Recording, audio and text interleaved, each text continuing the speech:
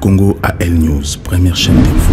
Mbote Nabino, merci de m'avoir besoin de Kinshasa, la chaîne Nabino, OMSA TV, Congo Mobimbappé na Brazzaville, tous les soirs à 20h30 et aussi le lendemain rediffusion à 12h. IGF aujourd'hui à mettre en cause aujourd'hui au bazar porteur, il y a ma carte bleue au l'État après ça va sur bazar en fonction. Tu comprendre pourquoi les politiciens on va garder toujours ma carte na bango, ça na ngoni alors que si ba quitter ba mandat na bango déjà ba neko exercer depuis kala. Tu comprendre fraude eux ça na lambo cannabis et tu aussi un petit peu quand même na congolité parce que Noël Chani a une conférence naé bah nula qui a pas ministère oh il fait pas passer ça les affaires étrangères l'État lobby que tout dans le problème sanitaire moi a réuni au les alité est-ce qu'ils ont raison ou pas parce que tout le monde peut aussi bah musicien monsieur doit concert bah fait tout ça à Kinshasa mais pourquoi bah refuser à sa conférence de presse naé est-ce qu'il y a une raison politique derrière ou pas pour parler aussi Katumba ça les réunions na Lubumbashi na Batunaé place à présenter parti politique naé mais ce qui est aussi compliqué, Daniel Safou a tenu un propos difficile, mais l'État, quand procureur de la République a convoqué pour Yokaete. Pour parler en gros avec M. Luka Blaise Oazali, porteur il y a projet de solidarité internationale et aussi président il y a ACDP, M. Blaise Oukao. Bonsoir. Bonsoir. Et aussi M. Kamani Pascal, analyste politique et chargé d'affaires. M. Kamani, bonsoir. Bonsoir, M. Mozo. C'est compliqué parce que tout le monde aussi comprendre ce qui se passe aujourd'hui. Congolité, fraude, Nambo Cannabiso. M. Kamani, pourquoi dans le Congo aujourd'hui nous avons des difficultés à financer parce que ce qui se passe aujourd'hui, on accuse 50 000 euros et notamment la poche à dépenses gratuitement alors que l'État est incapable de Félix Tshisekedi a un pouvoir ou encore Minako a le pouvoir, ça fait déjà un moment à le pouvoir, mais pourquoi on continue toujours à l'État gratuitement? Ouais, mais ça, bonjour, merci déjà pour l'invitation. Na pesi Batunyo Sombote, na pesi mon frère Blaise, to ça ne débat les lombote. Oui, pour nous répondre à la question Oyo, il faut comprendre déjà, tango Tolobara, to présenter la classe politique de Oyo, Tolobara, ngala loba tout le temps, son avis la classe politique m'a envoûté, et nous la batoyo, baza déjà na malédiction mort au saranate donc mamno so ba osala on va bien la folie donc binotant gomo na makambu eza anormal et pas la bango eza normal donc toza vraiment na bandoki oh to ko benga bango bandoki a Congo nde bango wana eza te biso na diaspora a po biso liar bango na bango te donc on a affaire à une classe politique de voleurs il faut vraiment ko benga bango na lingala o miyibi au moni mundele a sala ba mo mususu le ba prévaricateur, détournement, fraudeur, tout ça. Et ça, scientifique, pour bimisa le roi, dans un costume, et demander moi, on dirait différent. Mais bazande, miyibi, voleur. Faut bien on a affaire à la classe politique, il y a miyibi, il y a ndoki, bato balinga peuple te. Parce que mboka wana, surtout un vrai dirigeant, dans le bango tout le temps. Un vrai dirigeant, qui n'a jamais peur. Azan a courage et puis Azan a action. Regardez comme ça ma promesse.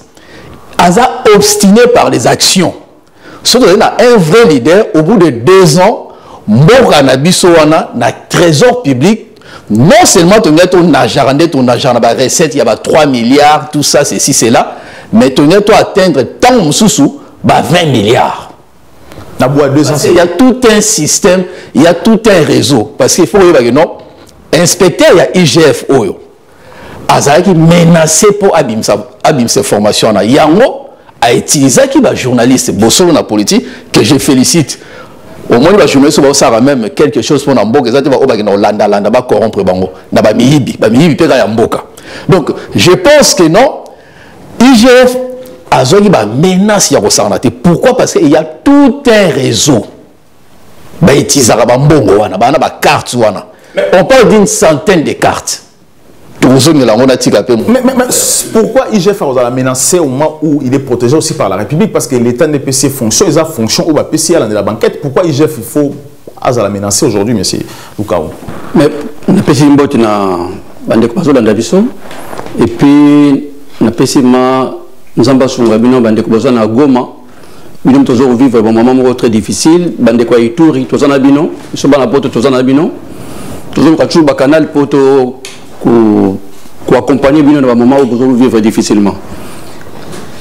Comme il y a IGF au sala musala moko eza kitoko makasi mais eloko ndeko alobi ke baza miyibi mais je crois que mo muyibi même na poto ba policier bi baza miyibi mais sikoyo bango baza plus que miyibi eloko zo manquer bango eza esprit républicain yango muto zanga bango yango wana po baye ko ba petit ba tâche ta ba petit ba tâche ba pesi bango pe ba projet à société parce que société faut un projet ce projet société ezati si on ba tonta ba se retrouver na mbongo en liquidité ba mbongo wana eza numérisé parce que ça fait un moment que tourne le système numérique on ba mbongo zaki numérisé pour ba tonta ba utiliser ba mbongo wana et on peut facile ba yiba yango mais quoi eza numérisé bah on a capacité à y bango ba dépenser n'importe comment les gens difficile ba yiba bango pour en suivre aux plus c'est ça si et puis ko sécuriser système ya mbongo wana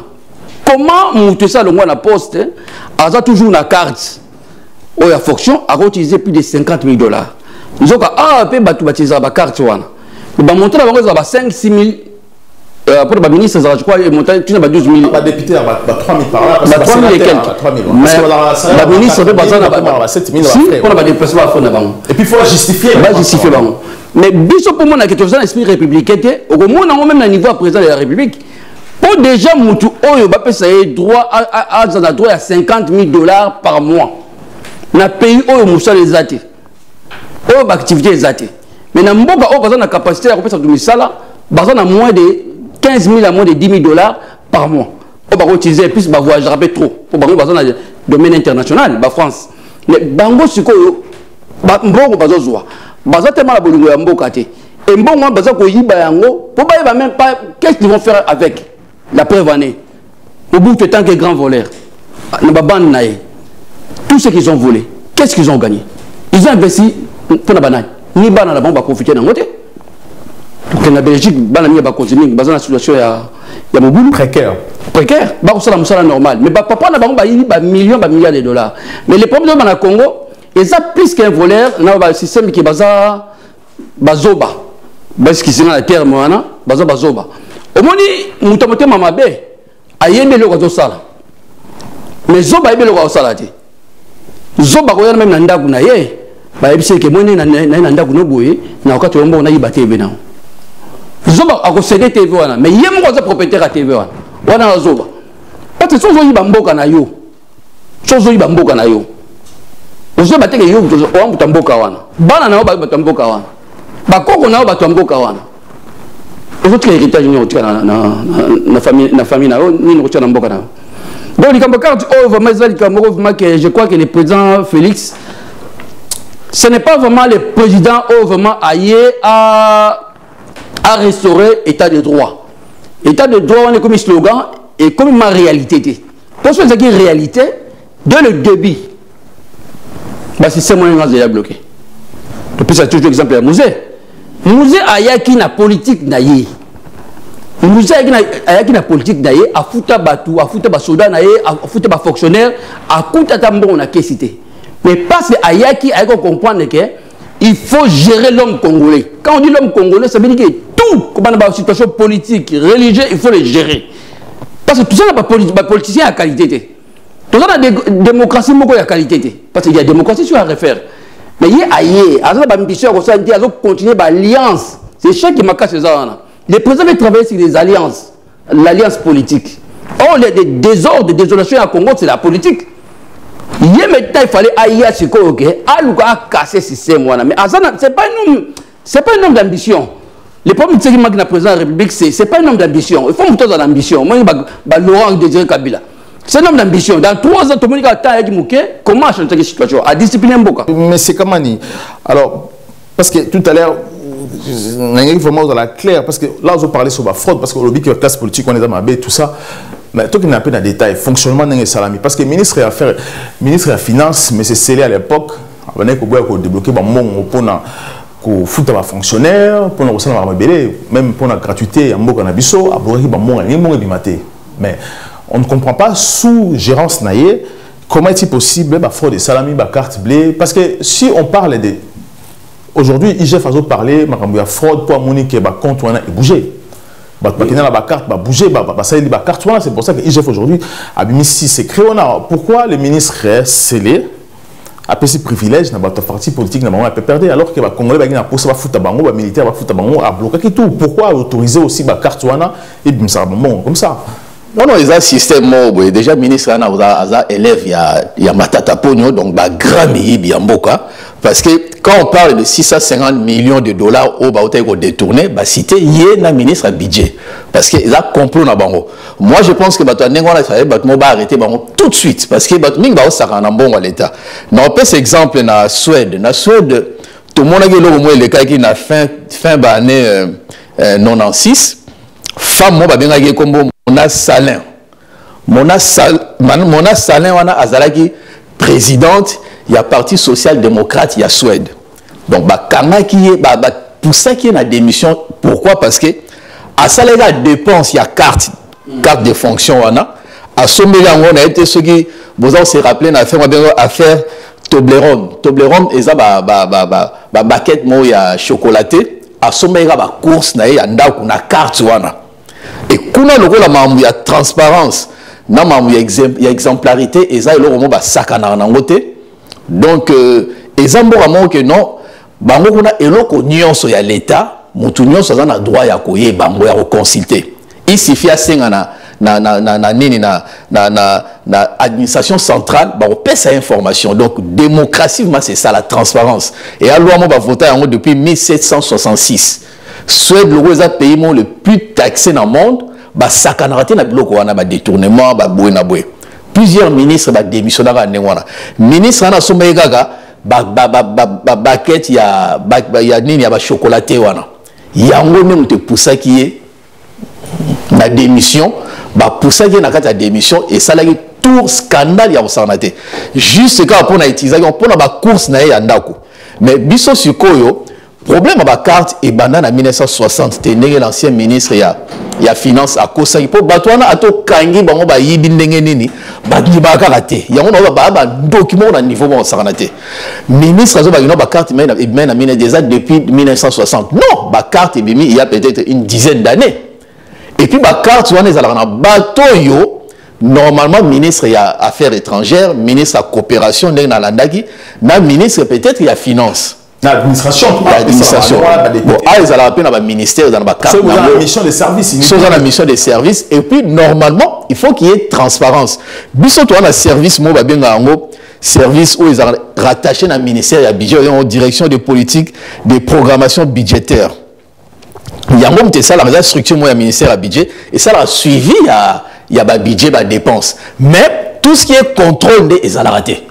Parce qu'il fallait normalement tous à analyse budgétaire ou alerte à Kabatou que non, attention, tu commis déjà dans plafond ou tous à la autorité morale de contrôle financier et il faut tout ça règle d'or mon ndenge za na foot équipe dans Marseille Paris on va faire play financier ceux qui bossent dépassement mo boye ba moni que non ba recette na bino elandité donc bako pesa bino ba sanctionner bino Marseille, Paris Saint-Germain, club de Belé, ça la règle d'or.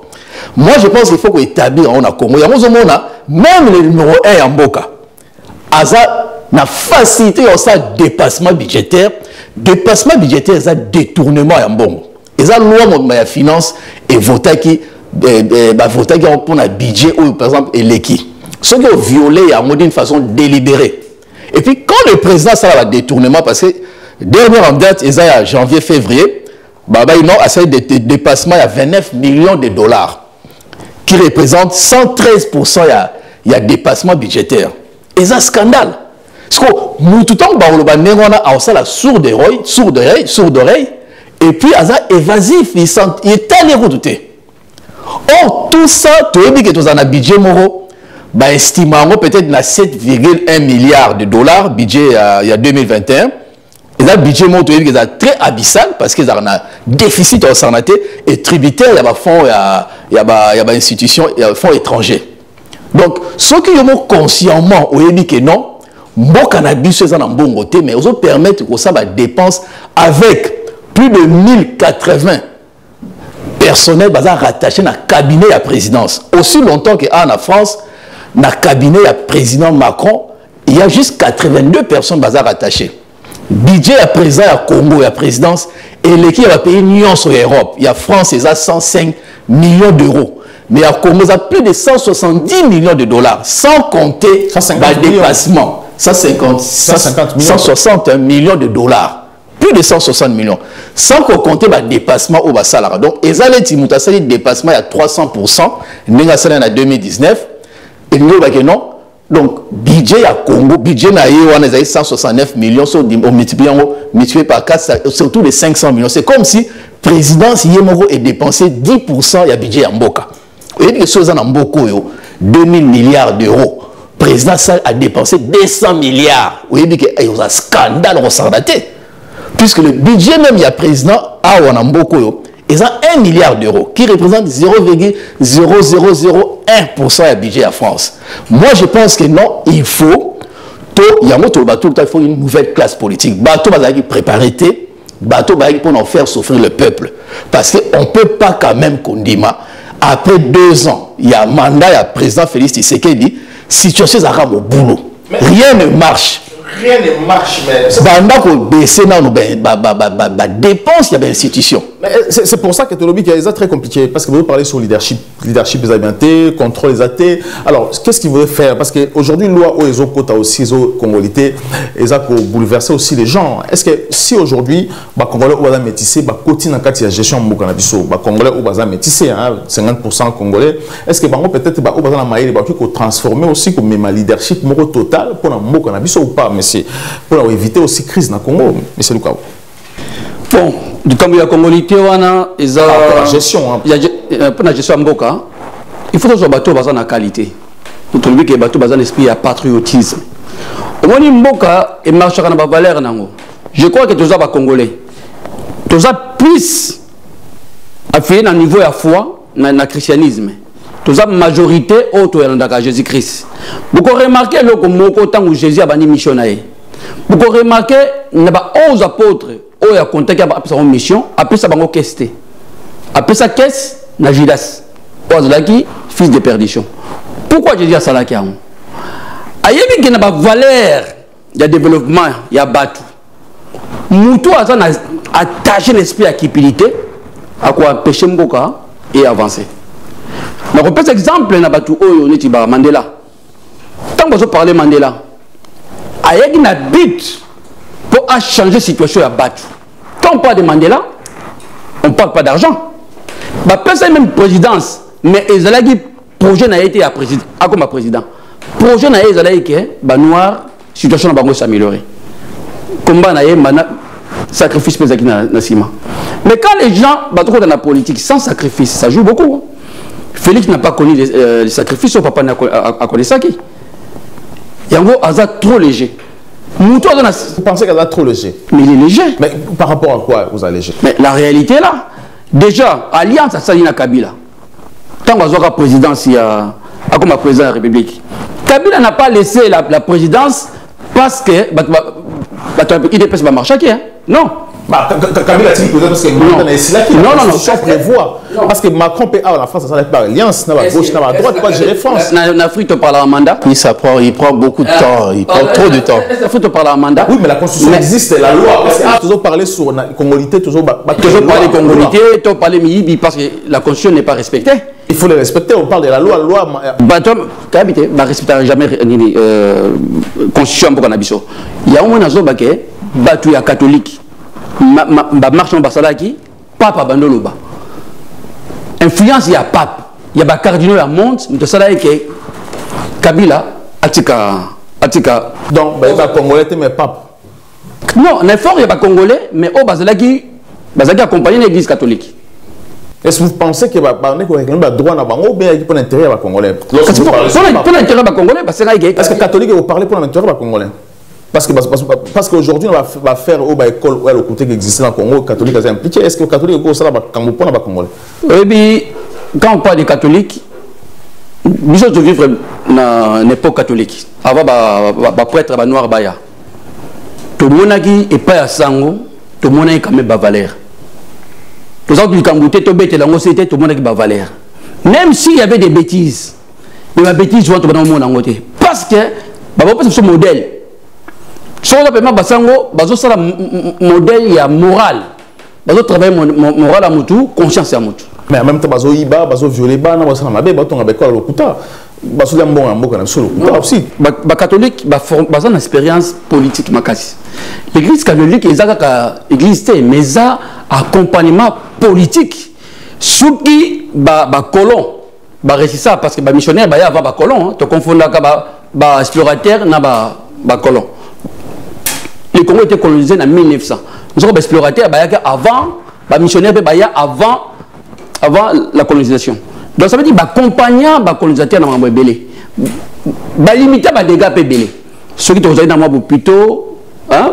Mais ça c'est rien parce que bon, accompagnant vol, accompagnant aussi criminalité dans beaucoup de parce que le même catholique aux Zoloba lorsque les rois des Belges ont congolais beaucoup ont pillé caoutchouc, les catholiques ont bel morté jusqu'aujourd'hui, le bel morté. Oui, allez-y. Ils ont cadre même temps où il y a une église a la capacité à gérer conflit.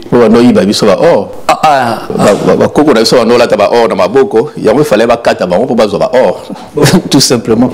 Les colons tant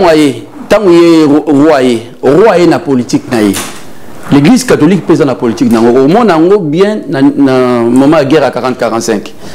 Par contre on a qui pape poigné à l'obagité à se manifester quitté. Mais à talaki na valeur oyo nazi à memaka. À mon avis soit à lobby et que détruire rapidement l'église. Le coup Hitler m'a dit qu'il a bombardé quelques églises, mais à Simbaka Penza, l'église catholique. Et ça, sagesse à réflexion. La politique, l'église est là pour réfléchir. Le rôle de l'église dans la vie à Batou, ils sont très important. Je pense que peut-être l'église catholique peut avoir besoin de politique. Oui, politicien belge et besoin politicien belge pour évangéliser à découvrir l'évangile même dans le monde de Yassika. Colon peut avoir besoin de l'église, la Bible pour trouver moyen de coloniser, de piller la richesse à Batou. Mais c'est vrai que dans la discussion sur l'église, bon, ils ont vraiment très un peu sensible, il faut vraiment. Parce que n'oubliez pas que la catholique ou la Vatican c'est État, parce que la grande puissance aussi dans le monde aujourd'hui, politique dans le monde tout est bien, même la Congo. Créer la crise mais dans le Congo, l'église catholique est responsable. Situation autour de traverser depuis avant Kabila qui est jusqu'aujourd'hui, l'église catholique. Parce que IGF mis une liste d'écoles où ils ont existé, il y a fou, il y a salaire qui n'est pas professeur, l'église catholique est responsable aussi une centaine de. C'est rendre un service mutuellement, donc l'église en a besoin de politique en a besoin de l'église. Il y a non, et l'église et la politique, il y a Congo surtout, malheur, il y a beaucoup de biso. Mais pour revenir au problème au Douanoloba, c'est vrai que beaucoup de biso président aux hommes gouvernement même la loi Moussoussou, où ils sont illégales, les décrets Moussou sont illégaux, et ils ont les parlementaires. Les faits, par exemple, les lois à Chibala, où ils ont un statut, il y a ancien chef de l'État, non, pas loi Chibala, décret Chibala. Il y a Modeste Moutinga, mais décret qui a premier ministre Chibala. On a dit décret Nayewana, où la loi, il y a statut, pourtant statut, il y a ancien chef de l'État, chef de corps, Tasseni, tout, et consort. Et ça, le moment où il faut, tant autant la bien, il est en 2018, mais l'Assemblée nationale, ils ont déjà hors mandat, parce que le mandat, c'est en 2016. Donc, automatiquement, c'est illégal. Si on a même attribution, mine, marché, ou PC, Glencore, tout ça. Appel d'offres, ils ont la guité. Et ça, comme ils ont voté loi, ils ont comme que non, pour respecter la loi, on annule. Même si on a privatisation sauvage, il n'y a pas eu d'appel d'offres. Et ça, illégal. Il y a des illégaux.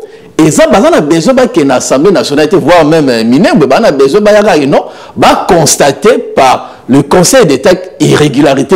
Après, annuler le décret. Zone entreprise qui n'a pas appel d'offres, le panel scientifique, l'appel d'offres, vraie entreprise, et il y a qu'on répond à l'appel. Mais je pense qu'il faut que ça surtout loi Bakajika. non, mais son appartient aux Congolais. Et puis, qu'on établir quand même, il y a actionnaire, il y a bien. L'État a 30%, les Congolais ont 30%, les étrangers ont 40%. Et puis, c'est très très important qu'on crée, qu'on oblige l'entreprise à minérer, à transformer la matière sur place pour créer de la valeur ajoutée. Toujours créer une richesse. C'est ça qui manque dans le Congo. Alors aussi au-delà, puisque dans le domaine où il y a le lobbying, je pense qu'il faut ça même organisation, il y a des pays producteurs, il y a des minéraux, tout le monde a au PEP et Zalaka. On permet de faire même dans moi poids vis-à-vis de lobbying, il y a des multinationales sauvages qui ont dicté, malheureusement, les dirigeants ont corrompu les marionnettes. Allez-y. Dans le lobby, tout petit exemple. Tant que Kagame a comme président à Rwanda, et c'est politique qu'ils ont allé à Rwanda. Ils ont à Beriman. Non. À ça, les politiques, ils ont un avantage. Il y a des Rwandais. Je vais vous dire une chose. Moi, je vais continuer à répéter. Le président Félix n'est pas venu pour changer la situation. Pour ce que le président Félix a dit pour changer la situation, la possibilité de dissoudre l'Assemblée. Pourquoi mettre la dissoudre l'Assemblée? Pour permettre de créer ma classe politique et à Sika. Et puis ça est force à mettre des politiques naïfs. Pour les gens qui marchent dans la politique, il y a Kabila, même pas il y a Mobutu. Il y a un moment que le système où la constitution, il faut profiter de l'intérêt, la loi est passée dans le droit. Or, le droit, il faut le droit. On a bénéficiaire, le droit, il faut le droit. Injuste. Le droit, on est trop injuste. On ne peut pas payer un président de la République 2 millions de dollars. C'est trop. Le président assemblée, c'est trop. Premier ministre. La carte, il y a 50 000 dollars par moitié. C'est trop. Donc ça veut dire que le système est mauvais. 50 000 dollars, combien de comptes ont ça? Donc le président manque de la politique. La politique de Tshisekedi, il est ça le problème. Personne ne comprend Tshisekedi, il est président. C'est quoi sa politique? Donc, Sora Salip a changé de politique, il va fraude aussi, là, si je comprends très bien. Il faut l'exemplarité, moralité dans la classe. Il y a manque de moralité.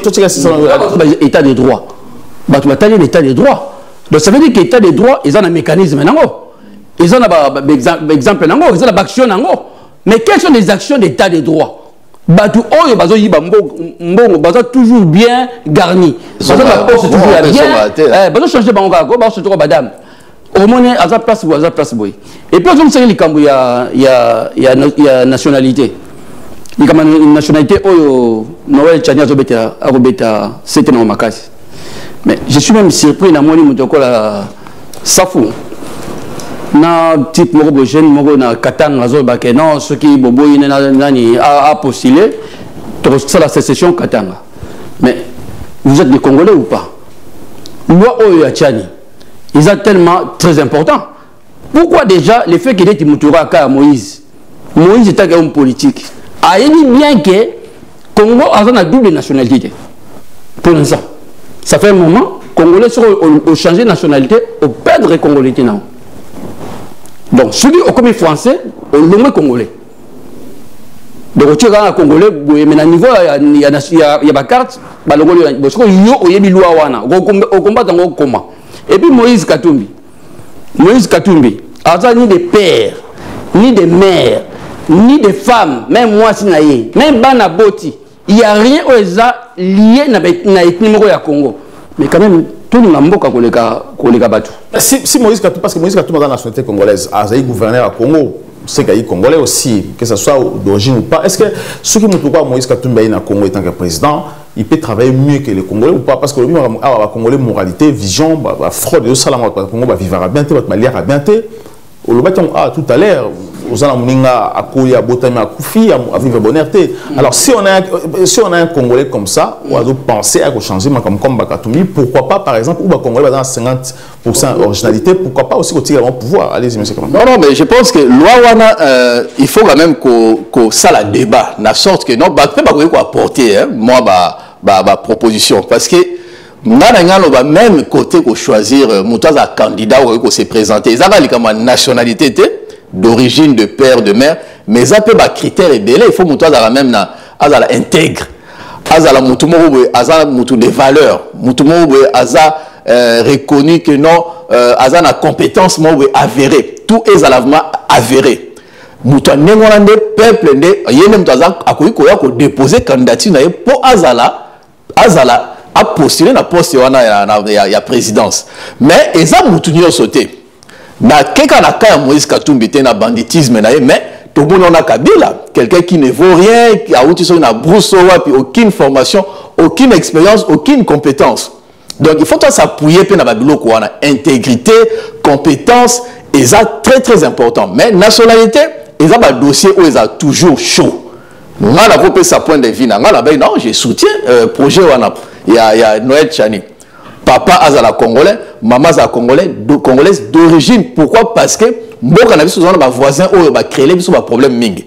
Mais avec le temps ça pourrait aussi évoluer bana na biso mususu a cause attend mususu obote na mundele so gaza na ba valeur à bien so gaza na aza intègre so gaza na ba compétence à bien tant que na papa moko aza d'origine ou maman d'origine congolaise a connu ko postuler le problème exact ça peut évoluer mais pour l'instant on a affaire na problème autozone mboka na biso elongwande na kati ya prédation autozana ngwa. Moi ce que je vais comprendre maintenant parce que le bilan au mode capital ce que je ne comprends pas sauf qui dit que oyo a porter loi dans le parlement ba ko bomaye ba ko liaye parce que même le sein à sécession lorsqu'il est dit pourquoi justice n'a monsieur Josaïlo Moroté pourquoi justice bah qui peut ça fou dans le libre la liberté il fait rien alors qu'est-ce qui se passe pourquoi ça se passe comme ça. Tout ça, il y a un problème, il y a l'autorité. Le problème, l'autorité, il y a le président. Pour les autres permettre de juger, de réagir. Et tant que député, à tenir des propos, déjà à cause de la place où on a été. Et deuxième chose, Tchani a suivi la nationalité. En réalité, Tchani fallait aller au baquet, tout exercer la fonction à l'État. Oh, bah montre ça une capacité na bango, bah quoi exercer sous soutien. Quand Moïse Katumbi, quand gouverneur Jean-Tini Gobila, Katumbi gouverneur na zone où richesse za makasi. Résultat ni o ya portaki na zone ya Katanga, o ya ko porter excellence na niveau ya nationalité, ya nation. Déjà ta partie azalaki na avec richesse wana. Qu'est-ce que richesse na ezanini? Bon, tu comptes reconfier sur mboka. Les pays souffrent, les pays doivent souffrir, mais ça les a été. Donc il faut que nous soyons capables de faire comme Moussala. Plan, il y a Donald Trump, pourquoi Donald Trump est populaire? Mitterrand est populaire, pourquoi? Mao est populaire, pourquoi? La première popularité chef d'État, pour moi, un bon chef d'État au Burkina Faso, a vendu ce projet sur l'emploi. Un pays ne peut pas se développer ceux qui ont autant de chômeurs. Développement en Boka, changement de la misère et Zaka sur l'emploi. Donc, problème, il y a président. Oh, Bossani, union sacrée. Oh, IGF, Bossani, recette. Et recette, on a toujours besoin de détourner en haut. Mais quel est le projet à la société pour permettre que les citoyens congolais soient dans le salle? Parce que la situation au Congo, il y a un problème, il y a chômage. Moutou, il y a salati. Il y a botama, à salati. Même quand tu es d'école, il faut servir d'année. Parce qu'il y a déjà déjà même de l'école privée. Après, on va foutre un salaté. Bon, on a recours gratuitement. On va après. Même dans l'école, tu as pour battre, comment? Parce que la matière, on va utiliser plus tard. Mais ceux qui vont proposer emploi, quel est le programme? Il y a création d'emploi, il y a entrepreneuriat dans Mbokawana, eux qui dynamiser Mbokawana. Moïse Katumbi, avec toutes les relations qu'il avait. Combien d'emplois Moïse Katumbi a créé dans le niveau de Katanga? Ça fois comme tu n'as pas le baquet, tu vois, ce sont des opportunistes. Donc, c'est des opportunistes. Donc, ce qui compte, c'est que nous avons garanti que nous avons mais ils ne sont pas là pour les peuples. Donc, les peuples ont trouvé que le président, il faut battre bon réduction d'ensemble, ces gens-là ne peuvent pas être des députés. Est-ce que les présidents doivent ça mais c'est le président qui a le pouvoir. Là, il a tout le pouvoir. Le président qui a le pouvoir de dissoudre l'ensemble. Toutes les cartes à même. Le président est venu pour les changements pour battre au Kabila. Il a le plein pouvoir. C'est lui qui a le pouvoir de dissoudre l'ensemble. La dissolution de l'ensemble, pour changer la situation politique, la dissolution de l'ensemble a été. Mais pourquoi il faut dissoudre l'ensemble, monsieur Kamani? Parce que rien ne va. On a évité pour l'importance de l'Assemblée. On peut te bientôt, il va y avoir des vacances parlementaires, comme les vacances mingi. Or, na poto awa, Macron première année a carrément travaillé tout le mois de juillet parce qu'il fallait ça la haute session extraordinaire. Il fallait voter la loi. Biso va voter la loi. Il y a des entreprises où l'Union sur la Congo à partir avec 1 milliard. 1 milliard sur la entreprise. Bolongoli ba mandataire, bocha ba politiser té. Ba politique té, bocha ba expert. To baza ba technicien, ba vrai technicien. Boche ba entreprise wana, bo doter ba entreprise wana na mbongo pona ba outil de production. Entreprise les Miba, il manque 40 millions pour relancer Miba. Chute ya Katende dans le grand Kassai, espace Kassai, 200 millions. Oh ba auto détourner 650 millions de dollars. Et là on est au comme sabato. Ceux qui basali ndengwana ba longo ba gouverneur nyonso oyo, il y a des étiquettes politiques, ba ba gouverneur au baza à politique, ba travail ba pi ba 1 milliard chacun ba aussi ça ma nyonso. Ya mbokana. Et ça ba gouverneur tellement baza politisé, chaque fois ba conseiller, ya ba président soana, ba ya pas ba gouverneur pour ba zorambo. Pourquoi Ngobila Azolanda Félix partout? Il a la mallette, ba tamona ba mallette ba mbongo. Et ça, fonctionne. Moi, je pense qu'il faut qu'il y ait une transition pour neutraliser nos appartenance politique, gouverneur à politique. Nous trouvons des techniciens, élite, spécialiste dans le domaine, il y a infrastructure, il y a gestion, tout ça, gérer ma province. Et puis, l'entreprise, pareil, parce que l'entreprise, avec 1 milliard, on va relancer les entreprises. Toutes les entreprises sont par terre. Nous avons compris, il y a une bradage d'entreprise, na privatisation illégale et sauvage. Moi, je pense que c'est ça qu'on attend des chefs de l'État. Au moins, même dans l'électricité, on peut aller par un micro-barrage hydroélectrique. En Allemagne, il y a un territoire pour financer 10 millions. Il y a un territoire pour financer 100 millions. Le président, il y a Rwanda, c'est ça qu'il fait. C'est ça qu'il fait. Barrage, micro-barrage électrique. Parce que ceux qui ont bien de faire ça aussi, mais ceux qui... Parce que ne marche pas, ne bouge pas. Inga ne bouge pas. 12 milliards pour trouver pour financer. Joseph Kabila, qui va mettre l'argent? Joseph Kabila a grandi Zongo aujourd'hui la capacité à couper sa couronne à Kinshasa. Mais ceux qui ressources humaines les a formés, est-ce que ça va servir à quoi tout ce que justement, il faut financer aussi la formation professionnelle. Parce que si on est bien dans l'Est, lac Kivu. Lac Kivu, il y a Bissona Rwanda, mais Rwanda a exploité gaz. Bah produit bah c'est un micro barrage na bah petit village on a nion ces autres promettre ils ont produit bah électricité na bambokana et ça bah américain belé bah ils investir voilà biso to signer contrat na société mo ya Tunisie pour 300 millions de dollars on Rwanda bana na bah 20 millions 40 millions 50 millions bah ça bah micro barrage na chaque territoire biso to na société na azui marché mais société là pourquoi ils marché ils ont fonctionné parce que il faut créer sous centre, il y a qu'on former Batou. Or, il faut financer, qu'on investit dans la formation professionnelle. C'est ça que le Brésil a fait. Les Français, ils ont un dossier, un dossier investissement, un main d'œuvre qualifiée sur place, à monter à faire. C'est ça que le Brésil a fait. Nous, à l'époque, à financer la formation professionnelle. Et ça manque.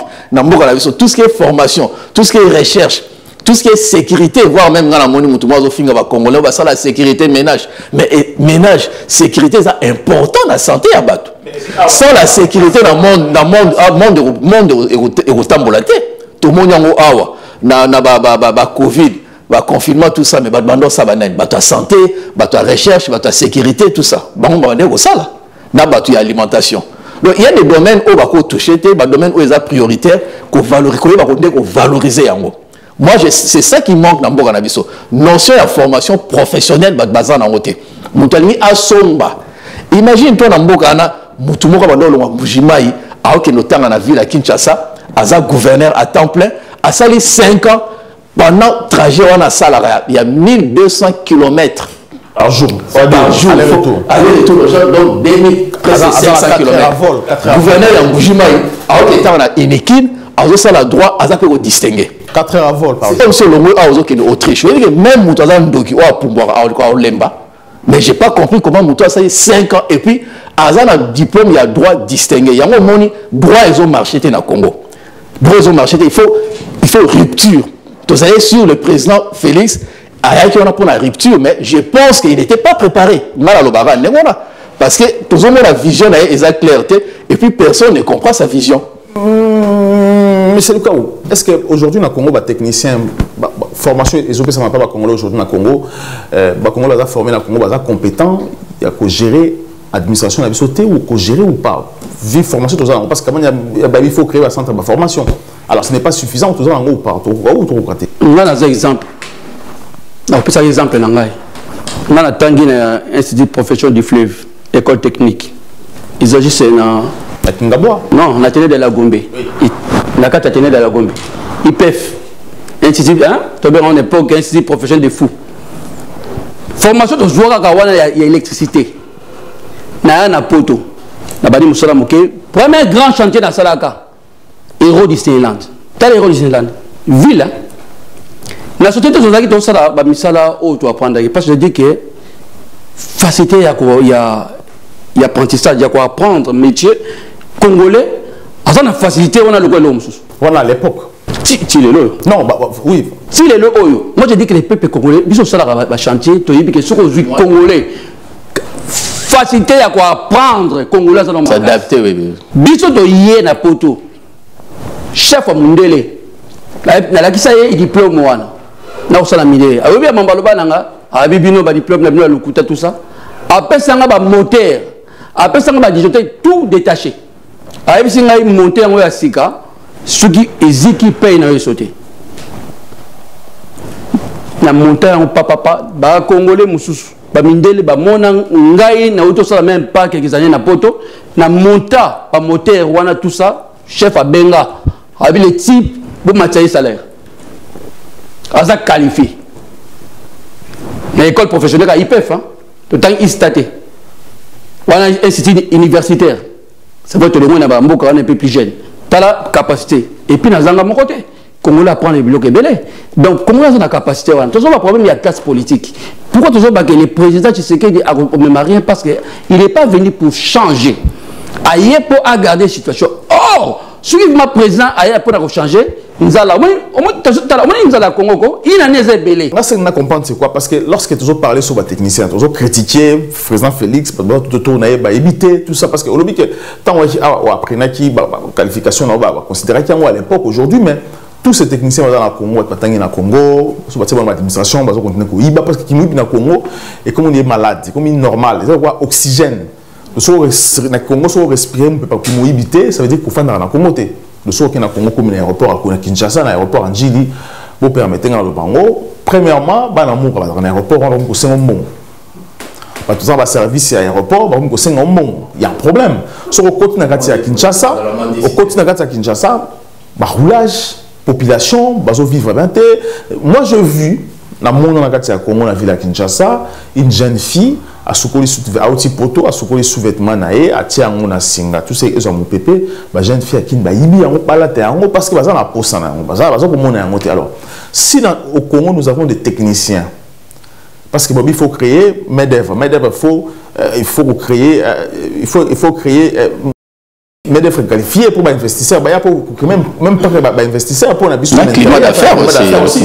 Si aujourd'hui baza qualifié dans le Congo capable de gérer tout ce qui est informatique ou encore métier au bâtiment les classes, besoin de servir n'a rien mais c'est que il y a ceux qui sont formés nga nazana architecte musuto solana bango tant que ça d'échange il y a ba normes na biso awa dans domaine dans infrastructure aux hommes qui non baza vraiment la connaissance ba logiciel yo sous travail nango ba Revit tout ça AutoCAD travail nango en tout cas il y a pas de problème il y a des gens qui sont très bien formés mais problème des problèmes il y a la responsabilité, il y a classe politique. Parce qu'il faut bazala, et là, ils ont des volonté, il y a ça va que non tout éviter au fait. Ils ont volonté peut-être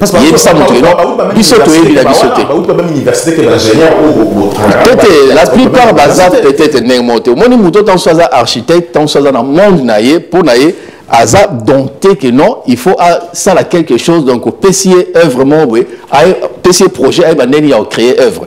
Les hommes d'art donc ils ont n'importe. Mais bango baza ce que bâtiment baza là préparé, il y a beaucoup de parvenus, des suivistes ou suiveurs tout ça. Parce que la PC exemple il y a gouverneur Moro Out. Alors que tant avec l'excellent diplôme mobile beaucoup même pour tuer tant sous avocat mais aobe sa justice. Les premiers ans à l'université, il y a un problème de corruption. Les corruptions bas sont pleins. Il y a tout le temps, il faut un bon leader. Parce que ceux qui ont un bon leader, la France avait beaucoup de problèmes. Tant on va à la révolution, il y avait tellement de troubles, instabilité. Napoléon, c'était un officier supérieur à la campagne en Égypte. On a besoin de autorité d'abord, discipliné, charisme, c'est ça qu'il faut dans le Congo. Il y a le président de la République, les faits, il y a non, on va plus fumer dans le passé. Ah non, si Banama et Totigranabiso et les cas qui je pense que c'est là où il a commis vraiment l'erreur. Ah, ici, parce que non, bienvenue l'impunité. Tu as la même ancien directeur, il y a Aner, a menacé la République. Mais est-ce que tu peux imaginer que non, cours d'appel, bâtiner une convocation a été, bâtiner deuxième convocation a été, bâtiner le mandat d'amener à Kimi, Basali, avis de recherche. À mon anité, au bout d'un certain temps, on est incompétent pour juger Moutou. C'est là où on dit que non, tout ça même bananière. Donc il n'y a pas vraiment un État. Pour moi, c'est pas vraiment un État. Moi, ce que je veux comprendre, lorsque Balobi Bongo, il y a un problème, est-ce que le juge, la majorité va juge, je ne dis pas tous les juges, hein, la majorité va juge, comment on les appelle, magistrat au Congo, est-ce que magistrat procureur juge, est-ce que la majorité va gérer na Kabila aussi est-ce que vous avez la capacité de mettre là ça qui va en place ou monsieur il faut aller en France. La France, pourquoi tu as une élection? Quel est le rôle de l'élection Zani? Pourquoi tu as une élection? On a voté pour Annie. Vous avez espéré quoi? Un changement? Quand vous avez dit diplôme, tout ça, non. Le président, homme politique, il n'est pas par rapport à diplôme, par rapport au programme. C'est homme politique à force d'un programme. Et puis, il a déterminé parce que voter homme politique, il n'y a pas si pas toujours voter homme politique, il voter, voter Moutou. Sans programme. Il y a un moment où tu as ma casse. Balou la bagarre programme. Sans programme, tu ne peux pas rien faire. Tu peux rien faire. Mitterrand, pas parce que grand président, il y a un programme. Mitterrand m'a dit que présenter programme, si France a séduit un programme, tant vous voyez, après que tu as un programme en place. C'est ça le problème. Même intellectuel, diplômé, tout ça, se moderniser par rapport à un programme au côté d'Amboka. Même, je pense, pardon, moi je pense que même procureur, parce que procureur a un ministère public, a représenté l'État. Donc je pense que même procureur, il faut pas voter à Bango. Mais sauf que dans l'appartenance politique, c'est les États-Unis. Le peuple, il y a territoire à voter à procureur en fonction, il y a un résultat. Donc moi, le programme le programme à partir de là. Si il y a procureur, le coup a l'importance de ma case. La population a voté procureur. C'est très important. C'est très important. Est-ce que la classe politique n'est pas l'idée politique n'est pas est-ce que la vision la classe politique n'est pas mais c'est comment? Non, ben pour l'instant, on a vu la vision, puisque on a monnaie le chef de l'État à sali voyage belé. À titre de comparaison, François Hollande a 5 ans à Salagui, 191 déplacements à l'étranger, dont 82 pays différents. Total, il y a dépenses 35 millions d'euros, mais il a rapporté combien?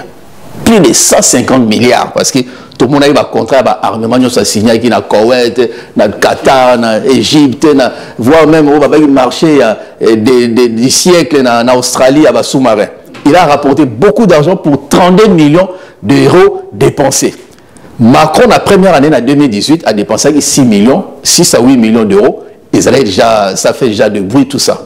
Mais tout ça, le président a dit que montant Hollande a dépensé dans 5 ans, il a dépensé en année. Tant au bout de 6 mois, a dépensé un bon pour un voyage. Jet privé, délégation en Sarnaté, la chef de l'État. L'État foutait des billets, des hôtels, mais en fonction, donc c'est comme si c'est qui dit aller et c'est étonnant comment il y a diaspora, d'ailleurs landa chef de l'état na place azali na hôtel malheureusement pe aboyino ya babango moni a préféré nata match à Paris Saint-Germain ah non ta na match à Paris Saint-Germain donc ba traîner la libana nengona donc bazo mara ba ridicule ngana été comment ba éducation ni ya Hollanda ka ba tu nengona aussi information là président mais donc dans un avant dans la poto président ba yeko tala ye délégation ba congolais ba ketala ye ndenge ba yaki na makambo na bango ya Union africaine au pays zappé à Tinate balobi délégation congolaise bazana il y a ba président bazaki belé bazo ya ba délégation na bango ayamba mututé alors dit ngana zota na match à Paris Saint-Germain donc à s'en foutre là-bas mais au moins nous voit peu baton peu ya Kidjale le baoka peu sonité mais bazo continuer à dengona on a besoin de débats pour élever un peu bas niveau bas débat autour bah non il y a bateau bah esprit des grands esprits avec de vraies idées. Et vous important, est-ce que c'est important que la présidence a doté d'un avion déjà privé au lieu que tout le président pour traverser cher? Ben oui, puisque Kabila a déjà un avion, il fallait quand même soit qu'on sorte un avion, les gens qui souviennent d'un poison partout, ou qu'on révèle qu'on soit un avion sous. Parce que depuis que le président Félix Azana a loué toujours un avion, et ça revient trop cher. On a le dit, tant que le budget na début d'année, en mois d'avril, et comme presque 6 millions de dollars. Rien que pour notre voyage. Et puis, l'Union européenne, l'Union africaine, on a la place, même qu'on dit ma place, on a dit. Il faut que vous allez, président, Iran, président, le monde arabe, Bimarate, travailler. Est-ce que la classe politique n'a pas un leader politique dans la vision par rapport au Congo? Déjà, je crois que tu as la même chose, que tu as un leader politique. Non, vision. Vision pour protéger le Congo. Pour la vision, il faut un leader. Non. Pas forcément. Tu as un leader politique. Tous les animateurs politiques, tous les leaders politiques, bah Fayoulou, bah ça animateur. Comprends? Leader a dit. Leader a ça. Oh, on est tout le monde bah au pays bah Iran, au pays bah Qatar, au pays bah homme politique, bah leader politique au bah Égé, bah Kouti bah bédouin, opportunité bah transformer bah bédouin en milliardaire. Oui, des bédouins à milliardaires. Ça, ce sont les leaders. Oh bah je peux ça m'boka valeur. C'est ça, ce sont les leaders. Il faut un changement. Pourquoi je dis qu'il n'y a pas de leaders? Même Kaya Fayoulou. Il est consacré uniquement pour la présidence. Pour devenir président. Mais, situation à peuple. Est-ce que, que fait Fayoulou? Que fait Bemba? Que fait Katumbi? Les leaders, c'est quoi? Comme même un leader au Congolais Balingrani, Jésus-Christ, qu'est-ce qu'il fait? Il s'est donné pour les autres. Les leaders, c'est lui qui se donne pour les autres. Comme Baloran, Balumumba. Ça, ce sont les leaders. C'est donné pour les autres. Pas pour un poste. Non. Les leaders n'ont pas priorité dans la poste à présidenter. Priorité dans la poste à gouverner. Un leader, première priorité, qu'est-ce que je vais amener comme un changement, amélioration de la population? C'est ça les leaders. Merci beaucoup. Juste, Natanga livre, on sait un livre Moroboye. Il y a Michel Mafesoli, à Salagui livre, à Bimisi livre Moroboye, titre dans Ère des soulèvements. Dans 4 livres, on a expliqué non, tous sous idéologie. Ils ont transformé ce qu'on a totalitarisme doux. Donc, tant qu'il y a idéologie, ils ont sous-souté. Donc, c'est-à-dire que non, il y a eu un changement du paradigme. Donc, modification des valeurs, vision exatée, et là, on a dit que non, ils sont très dangereux parce que il y a une révolte. Parce que l'idéologie exatée, il y a un pays belé, na Hongrie, ou bien na Israël, tout le monde a extrême gauche, na extrême droite, ça les coalitions, voire même na arabe. Donc, basé sur le monde, il y a une idéologie.